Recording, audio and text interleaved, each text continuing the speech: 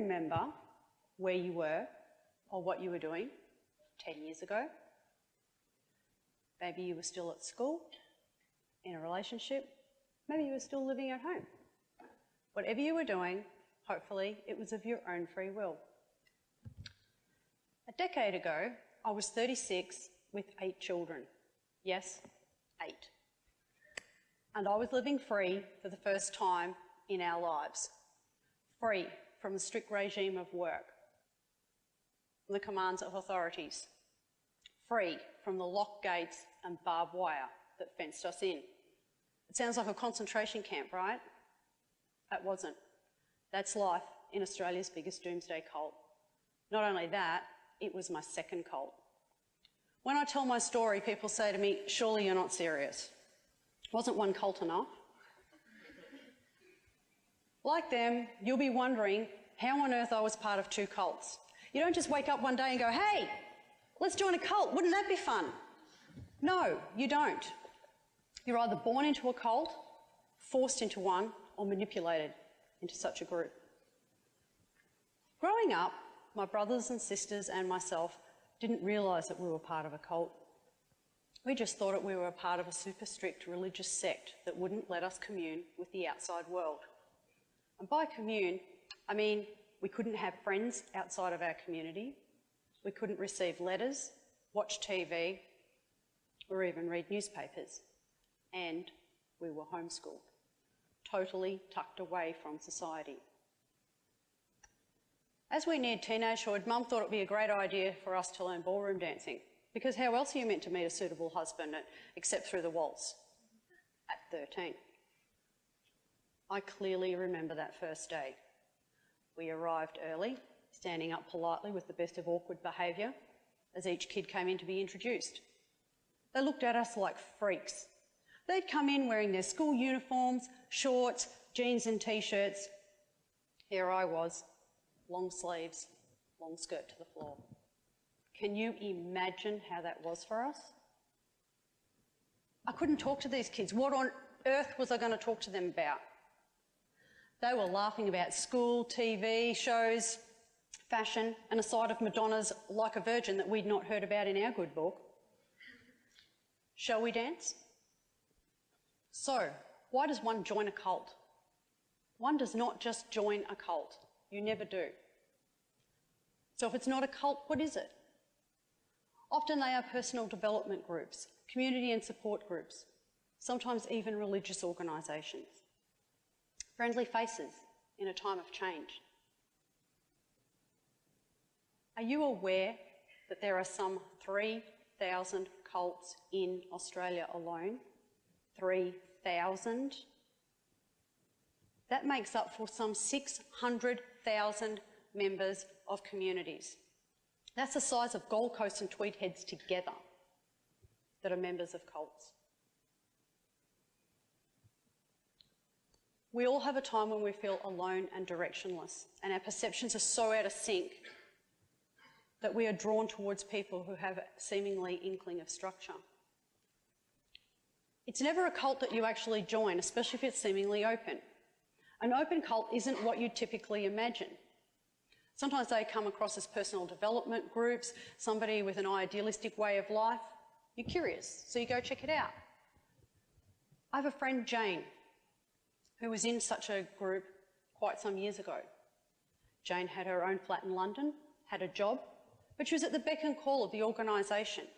They told her when and where she'd move to and what kind of job she'd have.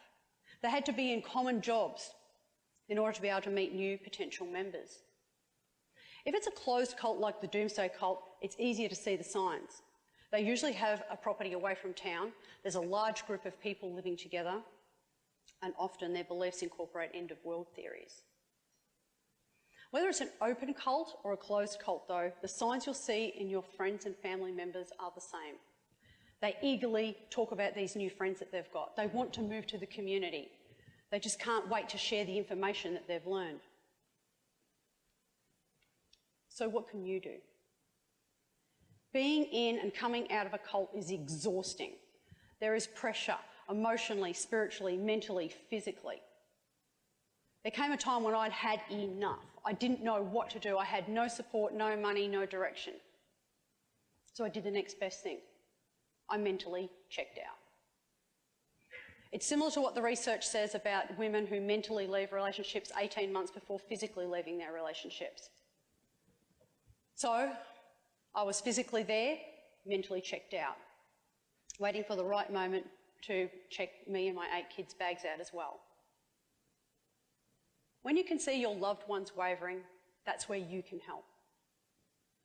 Show you care. Wrap us in a hug. When I mentally checked out, I became a black sheep of the community. Not that I cared.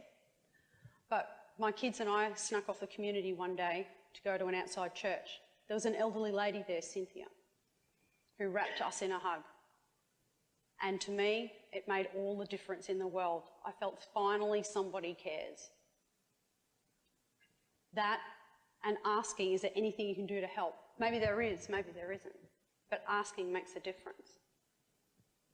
Stay in contact no matter what or no matter how hard it is. My lifelong friend Mary rang me on a regular basis. She invited me to her wedding. We talked about our kids. She asked me about my life, but without constantly nagging me about when I was going to move out. When I was ready, she was there. Be open and accepting. When I re-establishing my life, I had to completely start over, move to a new house in a new area, and set about making new friends.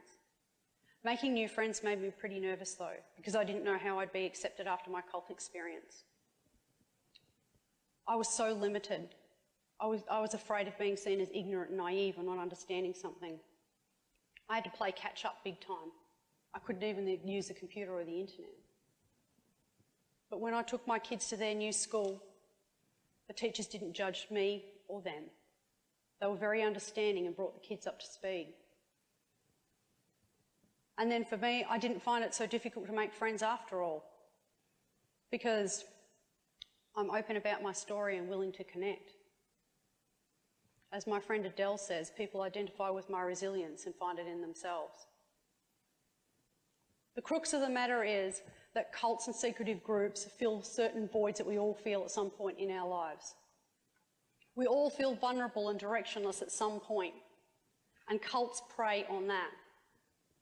But we can make a difference, because if we all take the extra time to truly listen to our friends and loved ones, their thoughts, their ideas, sometimes their ramblings, they won't search out cultish groups to fill that void. We will do that. Thanks to people like Mary, Cynthia and Adele, my life is now totally different. Freedom of mind, body and soul. The voids that people feel, I fill them myself. And now married to my new man, and in case you were wondering, we didn't meet waltzing. Thank you.